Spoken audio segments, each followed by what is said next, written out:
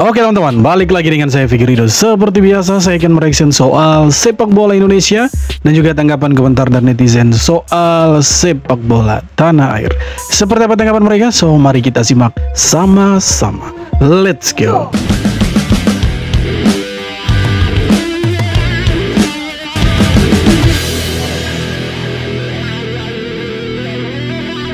Bagaimana FAM mau membawa kes ini ke CAS, sedangkan 64 ataupun 63 muka surat yang dikemukakan FIFA kepada FAM ini sudah pun menjawab ke semua persoalan pemalsuan dokumen ini. Jadi sebenarnya tidak ada jalan untuk Malaysia membuat pembelaan. Tetap betul. Mereka akan tidak ada alasan lah. Dan kesan kepada FAM yang paling berat, hilang kepercayaan FIFA dan Badan Bola Sepak Induk Antarabangsa itu. Sehingga kan FIFA meminta untuk FAM ini menyiasat siapa dalang utama dan melibatkan polis Argentina dan juga Brazil bekerjasama dengan polis Malaysia. Jadi FAM kehilangan integriti dan tidak profesional dalam hal ini. Jadi ini FIFA minta Interpol lah untuk investigasi soal pemalsuan dokumen 7 pemain naturalisasi. Jadi memang benar-benar mereka ini memang tidak punya garis keturunan Malaysia.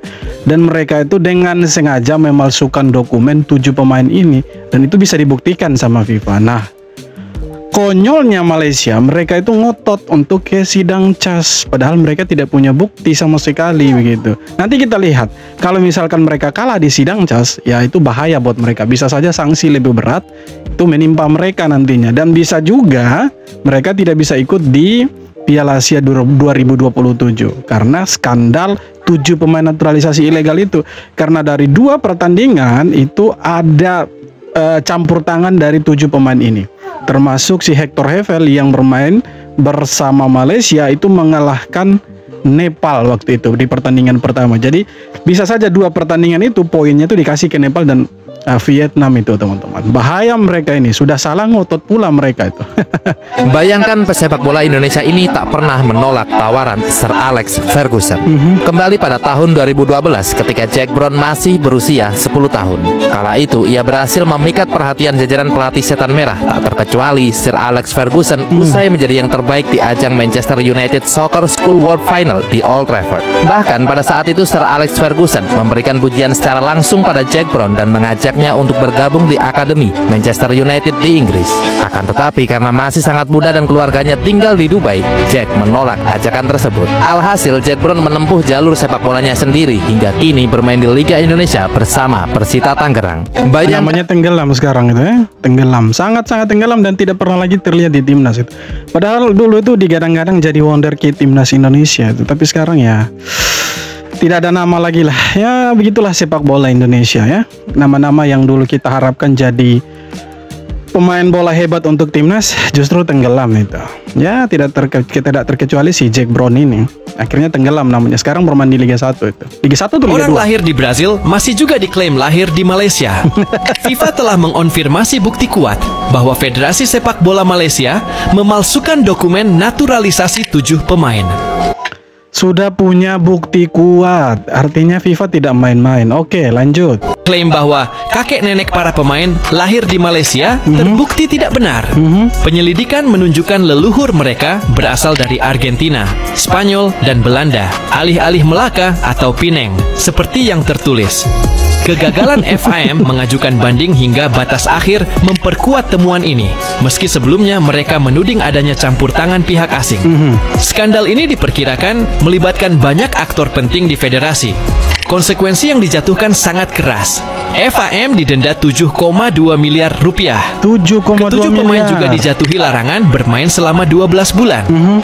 Lebih jauh, hasil pertandingan timnas Malaysia yang melibatkan pemain warisan bermasalah di kualifikasi Piala Asia 2027 berpotensi diubah menjadi kekalahan 3-0. Temuan FIFA ini telah membuat FAM benar-benar mati kutu. Kasus ini menuntut transparansi dan kejujuran dalam proses naturalisasi di masa depan. Sanksi finansial dan olahraga yang berat ini menjadi pukulan hebat yang menguji integritas dan kredibilitas FIM di mata publik Malaysia dan komunitas sepak bola internasional. Masalahnya si FIM ini juga sudah tidak dipercaya juga sama fans Harimau Malaya karena kasus 7 pemain ini, teman-teman.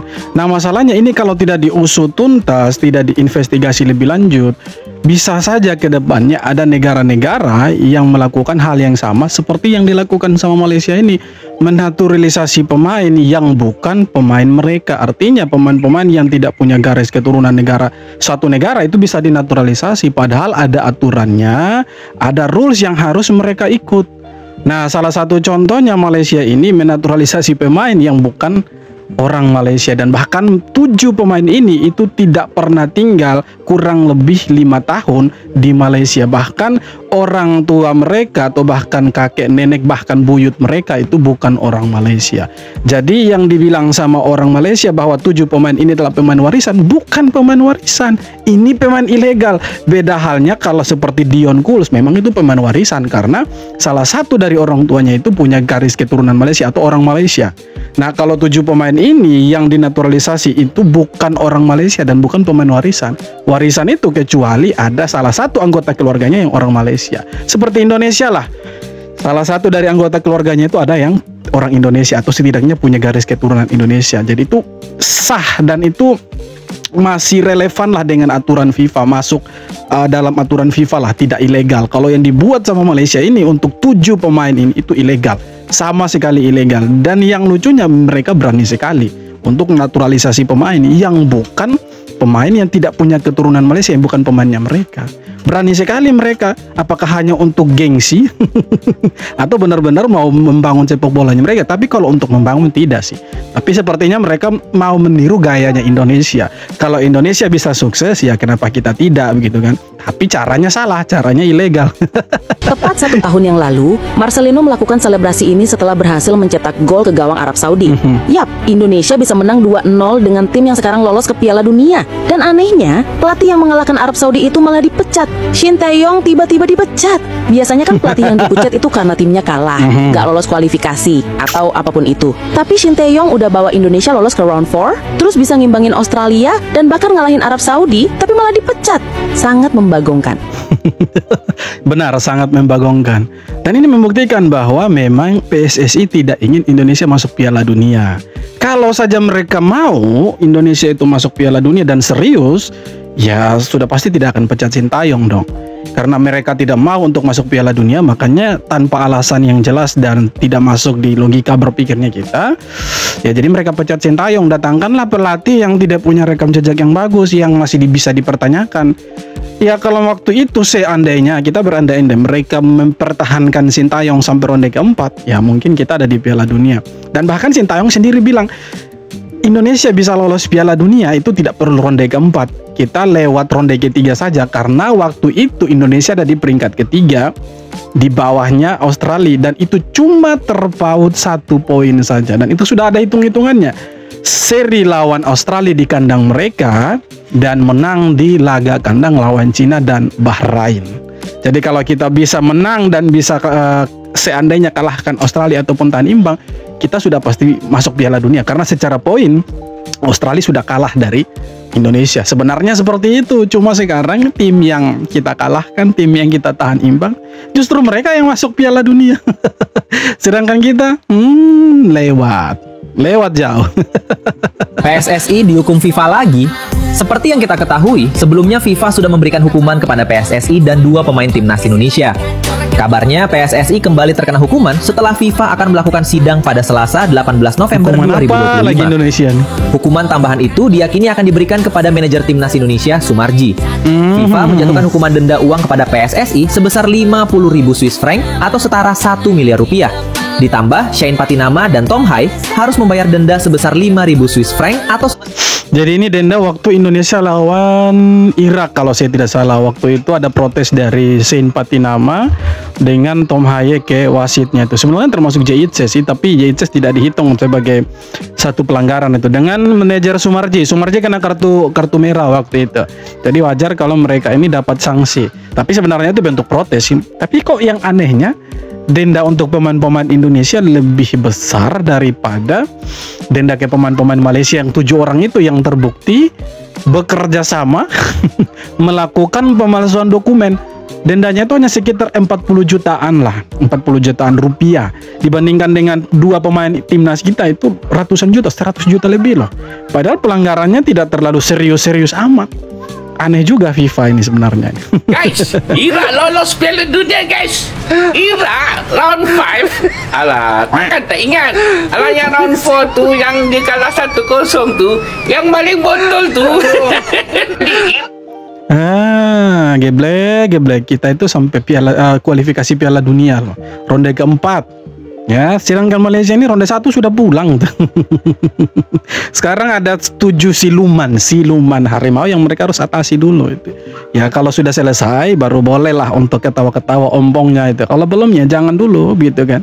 Kita ini masih lebih bagus loh dari mereka gitu kan. Oke, walaupun secara peringkat FIFA sekarang mereka ada di atas gitu. Tapi bukan berarti mereka lebih bagus dari kita, tidak juga. Karena kalau kita lihat secara prestasi kita lebih dari mereka. Jauh bahkan. Itu harus diakui. Dan itu fakta. Tapi mereka tidak mau mengakui bahwa itu sebagai prestasinya Indonesia. Karena mereka selalu beranggapan bahwa mereka tuh di atasnya Indonesia. Padahal sebenarnya tidak begitu. Mereka selalu di bawahnya Indonesia itu. Karena pertemuan terakhir pun waktu di Piala AFF mereka kena ajar, dibantai malah 4-1. Negara sekecil ini akhirnya tembus Piala Dunia. Dan ini bakal bikin kamu merinding.